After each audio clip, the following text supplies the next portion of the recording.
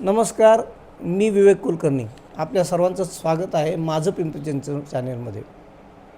आजकालच्या तरुण मुलांना झाले तरी काय, त्यांना आपल्या एकूणच वागण्याचं तारतम्य आहे. आपण जे करतो त्याचे दुष्परिणाम, त्याचे तोटे, त्याचे फायदे त्यांना कळतात की केवळ लाडाकोडात वाढवल्यामुळं आपल्याला काहीच होऊ शकत नाही किंवा आपण काहीही केलं तरी ते सपादून जातं. मराठवाड्याचा शब्द आहे हा. असंच त्यांना वाटतं का? अशी एकूणच मानवी मनाला संभ्रमात पाडणारी अवस्था समोर आसपास बघताना जाणवते. नुकतीच एक मनाला सुन्न करणारी घटना पुणे पिंपरी चिंचवड परिसरात घडली. पिंपरी चिंचवड परिसरातल्या एका उच्चभ्रू परिसरात राहणाऱ्या नामांकित व्यावसायिकाच्या एकुलत्या एका तरुण मुलाचं लग्न पुण्यातल्या अत्यंत श्रीमंत, त्यांच्या तुलनेनेही श्रीमंत अशा कुटुंबातल्या लाडाकुडात वाढलेल्या, आजच्या सोशल मीडियावरच्या पापा की परी बिघडलेल्या मुलीच्या सोबत वांगनिश्चय झाला. एका मोठ्या घरातल्या मुलीचं वागणं असं होतं, तसं तिचं वागणं होतं. एंगेजमेंट झाल्यानंतर दोघांमध्ये गाठीभेटी सुरू झाल्या, मैत्री सुरू झाली. त्यातून इकडे तिकडे फिरायला जाणे, गप्पा, दोन्ही कुटुंबातलं एकमेकांकडे येणं, दोन्ही कुटुंब एकमेकाला ओळखत होती. मुलगा उच्च शिक्षण घेऊन अमेरिकेतून भारतात आला होता. खरं तर त्याने घेतलेल्या शिक्षणावर तो अमेरिकेसारख्या प्रगतशील देशात मोठमोठे पॅकेज घेऊन आपलं आयुष्य याहूनही अधिक आयुष्य आरामात घालवू शकला असता. मात्र मुलगा विचारी होता, त्याला भारताबद्दल विशेष प्रेम होतं. वडिलांच्या व्यवसायात त्याला लक्ष घालायचं होतं. वडिलांचा एकुलता एक मुलगा असल्यामुळं त्याला वडिलांना मदत करायला वाटत होती. अवघं 25 वर्षाचा मुलगा. मात्र नात्यातल्याच लोकांनी स्थळ आणलं. मुलगी दिसायला सुंदर होती, मुलगी सर्वांना पसंत पडली आणि साखरपुडा झाल्यानंतर दोघांमध्ये गाठीभेटी सुरू झाल्या. लग्नासाठी अशी चर्चा आहे, मुलाला महागडी गाडी देण्यात येणार होती. लग्न जयपूरच्या शाही पॅलेसमध्ये होणार होतं, ज्याची किंमत मध्यमवर्गीयांच्या डोळ्याचे बुबळं पांढरे होतील अशी आहे. कोटीमध्ये आहे किंमत. एकूणच काय, सगळ्यांना हेवा वाटावा असं सगळं चित्र होतं. मात्र मुलाच्या मनात मुलीबद्दल काहीसा संशय होता, काहीशी साशंक अवस्था होती. त्याने ते घरच्यांना बोलूनही दाखवले होते. मात्र वडिलांनी समजूतदारपणा दाखवत मुलाला सांगितलं की लाडाकोडात वाढलेली मुलगी आहे, आपल्या नात्यातली आहे, लहान आहे मुलगी वयाने, त्यामुळे हळूहळू तिच्यात प्रगल्भता येईल. मात्र नियतीला काहीतरी वेगळंच मंजूर होतं. मुलगा खरोखरच इनोसंट होता, आज्ञाधारक होता, वडिलांचा शब्द पाळणारा होता. त्याने वडिलांच्या शब्दावर विश्वास ठेवला आणि मागच्या काही महिन्यात त्याला अत्यंत वाईट अनुभव आले, पण नियतीने कदाचित त्याला ते सिग्नल दिले होते. दुर्दैव होते की ते कोणालाच कळालं नाही. लोहगडावर फोटो सेशनसाठी म्हणून ते गेले. तिथं त्या मुलीने त्याला धक्का दिला. मात्र केवळ नशिबाने तो वाचला. त्याने ते झाडाला त्याचा हात अडकला किंवा झाडाला त्याला आधार सापडला. त्याने ते धरलं. मुलगी साप दिसला म्हणून ओरडली, त्याला घट्ट मिठी मारली. मुलाला वाटलं की ही आपली जीवनरक्षिकाच आहे. 7 जन्माचं वचन देणारी ही मुलगी आत्तापासूनच आपलं वचन किती इमानदारीने पाळते, या भावनेने मुलगा सुखावला. यानंतर आता प्री वेडिंगचं प्रचंड मोठं फॅड आले. सामान्य माणसं आपापल्या परीने करतात. यांना इंडोनेशियामध्ये प्री वेडिंगसाठी जायचं होतं. मुलाची बहीण, मुलीचा भाऊ, मुलगी आणि नियोजित म्हणजे वागदत्त वर असे चौघे प्री वेडिंगसाठी बालीला निघाले. वाटेत मुंबईला जाताना फूड मॉलवर गाडी थांबली. मुलीने माझा मोबाईल गाडीत राहिला असं कारण सांगून ती आली. तिने गाडीतला पासपोर्ट काढला, फाडला, त्याचे म्हणजे अशी सगळी ऐकवेत चर्चा आहे की तो बाथरूममध्ये टाकला. फ्लश सोडून ते पासपोर्टची विल्हेवाट लावली.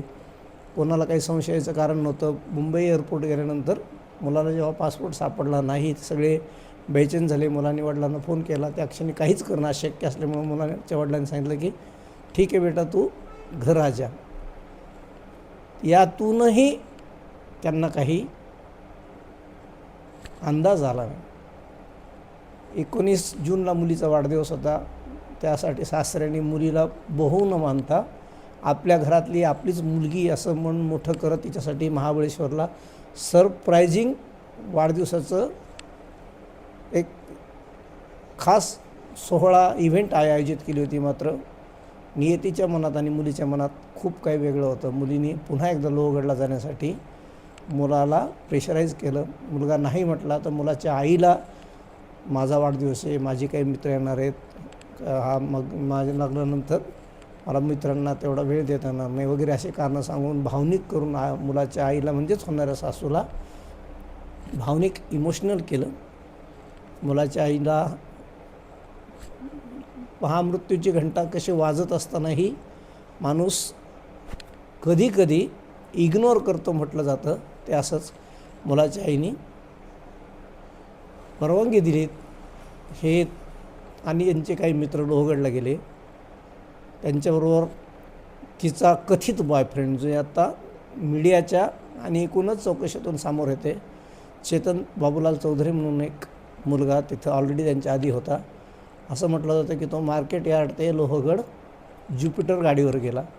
यांच्या आधीच तो तिथं गेला. अंतर ठेवून यांच्याबरोबर आसपास चालत होता. दोघांचे एकमेकाला नजरेच्या भाषेने खानाखुणा चालू होते असं सांगितलं जातं आहे. एका ठिकाणी फोटो सेशनच्या बहाण्याने आसपास कुणी नाही बघताना निरागस केतनला धक्का देऊन दूर दरीत ढकललं गेलं आणि यातच त्याचा दुर्दैवी मृत्यू झाला. खरं तर यानंतर मुलीनेच लोकं गोळा केली. लोकांना सांगितलं की माझा होणारा नवरा फोटो काढताना सेल्फी घेण्याच्या नादात पाय घसरून दरीत पडला आणि हे सगळ्यांनाच खरं वाटलं. आणि ही कहाणी खरं तर तिथंच संपली असते.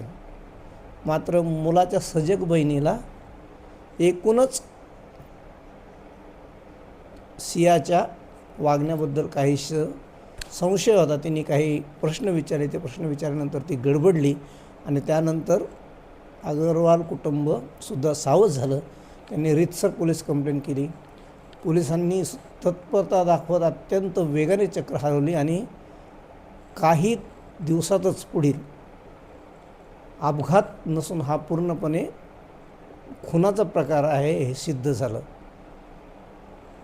या मुलीचे चेतन बाबूलाल चौधरी या असं म्हटलं जातं हा मुलगा उदयोन्मुख क्रिकेटपटू आहे. तो व्यवसायात आपल्या आईवडिलांना मदत करत होता. आत्ताच हा व्हिडिओ करण्याच्या आधी एक बातमी आली की त्याच्या आईवडिलांनी, भावानी, काकांनी हे संपूर्ण आरोप फेटाळले. आमचा मुलगा अत्यंत सज्जन आहे असं सांगितलं. आम्ही त्या मुलीला ओळखत देखील नाही असं सांगून आमचा मुलगा इनोसंट आहे असं सांगितलं. प्रत्येक आईवडिलालासुद्धा असंच वाटतं. कदाचित सियाच्या आईवडिलालासुद्धा असंच वाटत असेल. आत्तापर्यंत त्यांची काहीही प्रतिक्रिया आली नसली तरी केतनच्या कुटुंबियाच्या एकूणच भावनिक प्रतिक्रिया, कॉमेंट, त्यांचे आवाहन, त्यांचे व्हिडिओ प्रसारमाध्यमातून, मीडियातून वारंवार येत आहेत आणि त्यातून ते कुटुंब आणि स्वाभाविक आहे. अवघा 25 वर्षाचा मुलगा ज्याचं करिअर अत्यंत उज्ज्वल होतं, ब्राईट फ्युचर होतं, ज्याच्या खांद्यावरून आईवडिलांना जायचं असतं त्यालाच आपल्या वयोवृद्ध खांद्यावरून पोचवणं यासारखा पालकासाठी कुठलाही दुःखद क्षण नसतो.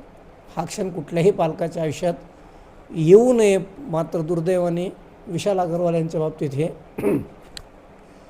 घडलं आहे. पोलिसांनी आपली चक्रे हलवली. आधी मुलींनी आणि हा अपघातच आहे असंच वारंवार सांगितलं, पण पोलिसी खाक्या दाखवताच मुलीने कबूल केलं असं म्हटलं जातं आहे.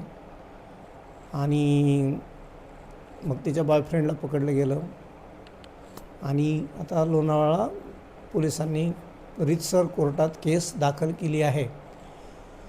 एकूणच या प्रकरणाबद्दल सिया गोयल या मुलीबद्दल समाज माध्यमातून, प्रसारमाध्यमातून, विविध सोशल मीडियावर अत्यंत कठोर टीका होते.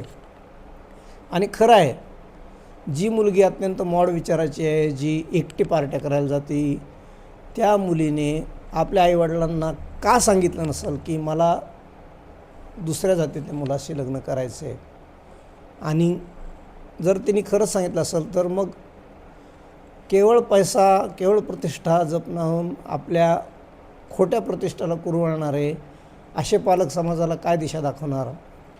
शिया गोयलच्या पालकांना असं म्हटलं गेलं की पोलिसांच्या सूत्रांकडून बातमी होती की सियाला माहिती होतं की आपल्या आंतरजातीय विवाहाला घरून प्रचंड विरोध होईल, म्हणून तिने घरच्यांना विरोध करायचा नव्हता.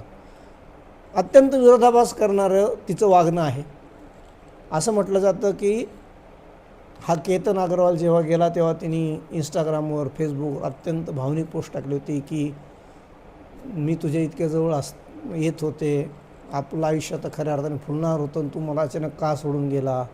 तिचं ते भावनिक पोस्ट बघून अनेक लोकांनी तिला मानसिक आधार द्यायचा प्रयत्न केला. लोकांना वाटलं की मुलगी खरंच किती निष्ठावान आहे, किती निरागस मुलगी आहे. पण मुलीच्या जसे एक एक गोष्टी बाहेर येत चालल्यात, ही मुलगी अत्यंत गुन्हेगारी वृत्तीची असं तिचं एकूणच वागणं असतं. तिने केतन अग्रवालला 2दा मारण्याचा प्रयत्न केला होता असं म्हटलं जाते. 2038 कॉल चेतनमध्ये तिच्यामध्ये झाले. त्यांच्यात अनेक चॅट आहेत, त्या चॅट पोलिसांना सापडल्यात, तिचे CDR तपासले गेलेत आणि यातून हे सिद्ध झाले की तिचं चेतन चौधरीसोबत प्रेम प्रकरण होतं. मित्रो, खरा प्रश्न आता इथूनच आहे.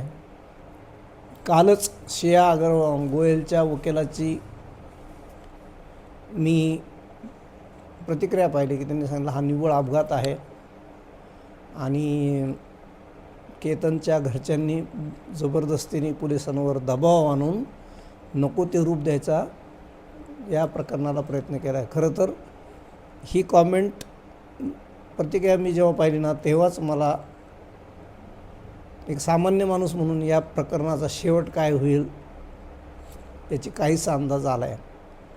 खरं तर असं म्हणायला नाही पाहिजे, पण शिया गोयलचं कुटुंब अत्यंत श्रीमंत आहे. दुर्दैवाने आपल्या देशात कायद्याचं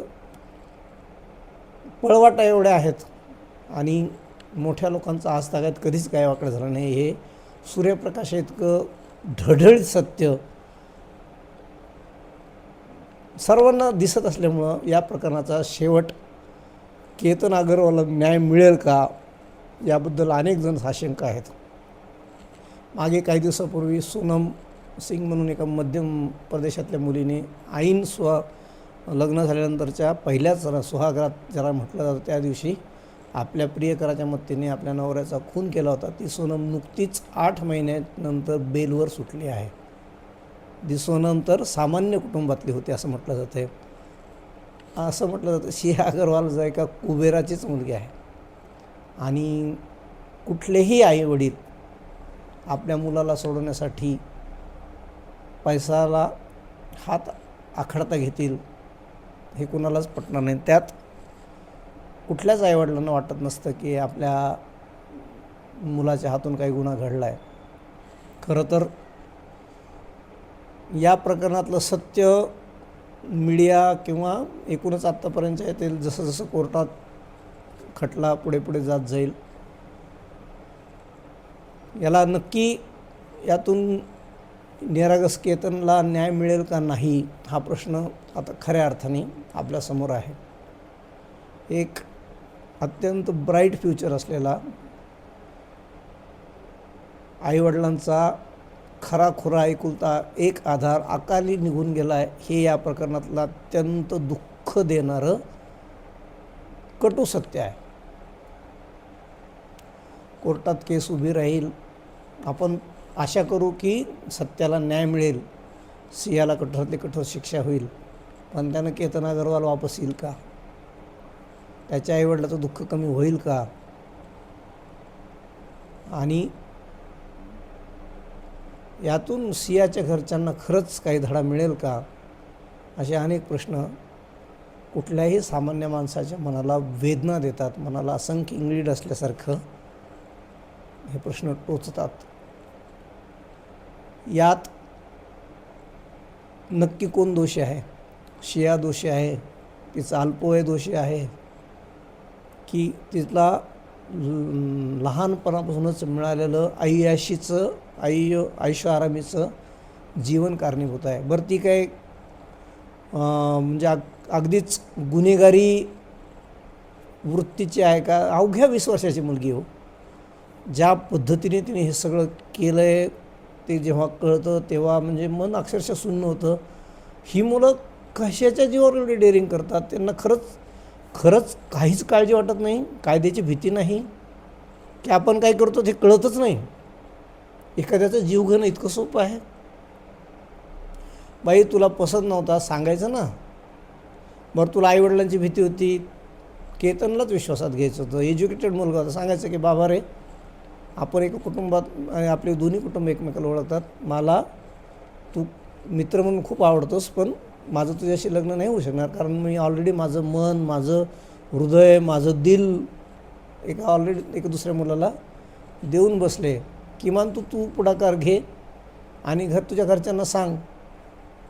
काय माहीत तो त्या ज्या पद्धतीत केतनचं चित्र मीडियावर येतं, केतनने ऐकला असतो, दिला असतं याला सोडून.